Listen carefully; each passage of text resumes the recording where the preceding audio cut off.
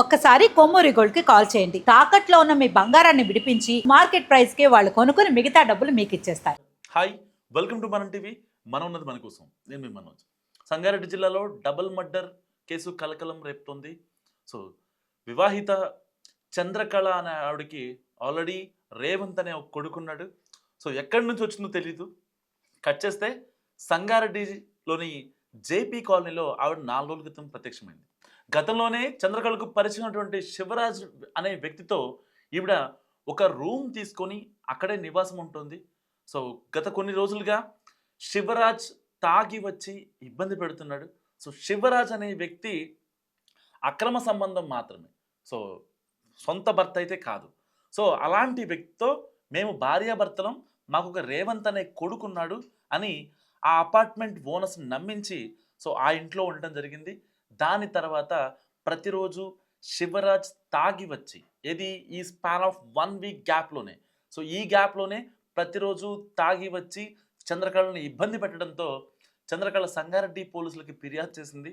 So ఆ ఫిర్యాదు చేయడంతో కేవలం నా మీద కేసు పెట్టడంతో నాకు అనుమానంగా భావించిన ఈ శివరాజ్ అనే వ్యక్తి వీళ్ళిద్దరిని, చంద్రకళని తన కొడుకు రేవంత్ని, ఇద్దరిని చంపేశాడు. సో పోలీసులు చెప్తున్న దాని ప్రకారం నిజంగా చాలా బాధాకరం double murder case.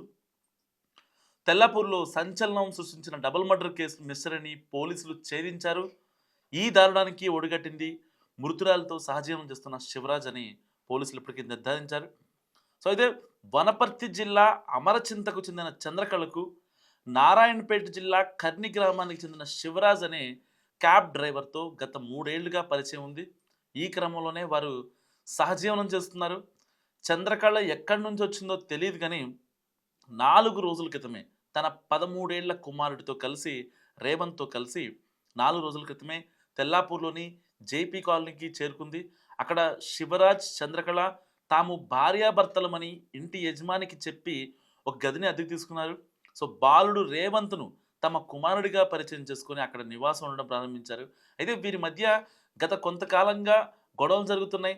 So Shivraj వేధింపులు తట్టుకోలేక చంద్రకళ 2 రోజుల క్రితమే అక్కడ పోలీసులకి అతనిపై ఫిర్యాదు చేసింది.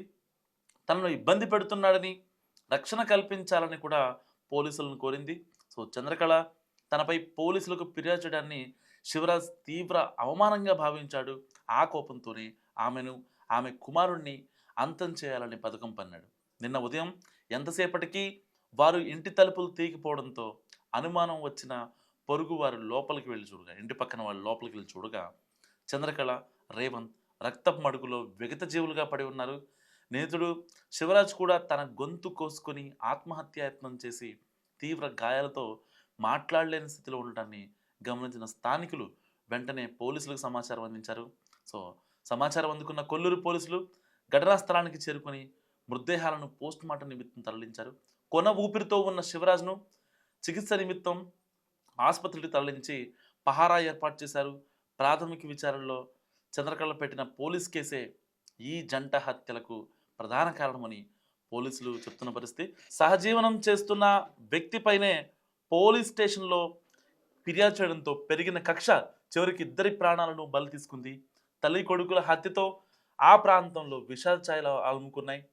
నిందితుడు శివరాజ్ కోలుకున్న తర్వాత అతని నుంచి మరిన్ని వివరాలు సేకరించి కోర్టులో హాజరుపరుస్తామని కూడా పోలీసులు చెప్తున్న పరిస్థితి. సో ఈ డబుల్ మర్డర్ గురించి మీరేమనుకుంటున్నారో మస్ట్ కామెంట్ చేయండి. చూస్తున్నాండి మనం టీవీ.